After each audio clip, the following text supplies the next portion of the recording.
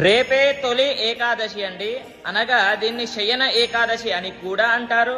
అయితే 17 జూలై 2024 బుధవారము నాడు వచ్చింది. అయితే మనము రేపు ఏం చేయాలి అనేది ప్రతి ఒక్కరూ తెలుసుకోవాలి. చూడండి, దానికంటే ముందు ఈ యొక్క తొలి ఏకాదశి ఎప్పుడు వస్తుంది అని అంటే ఆషాఢ మాస శుక్లపక్ష ఏకాదశిని తొలి ఏకాదశి అని అంటారు. అయితే ఇక్కడి నుండే మన హిందువుల పండుగలు ముఖ్యంగా ప్రారంభమవుతాయి.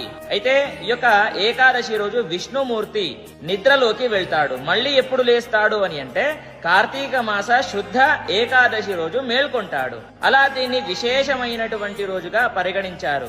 అయితే ఈ యొక్క రోజును ప్రతి ఒక్కరు కూడా ఉపయోగించుకోవాలి. ఎలా అని అంటే ఈ రోజున ఉపవాసము చెయ్యాలి. చూడండి, పొద్దున పూట ఫ్రూట్స్ తినండి, తర్వాత మధ్యాహ్నం ఒక పూట మాత్రమే భోజనము చెయ్యండి, తర్వాత సాయంత్రం మళ్ళీ ఫ్రూట్స్ పాలు నీళ్లు త్రాగి పడుకోండి. తప్పేమీ లేదు. దీంట్లో విశేషమైనటువంటి ఫలితం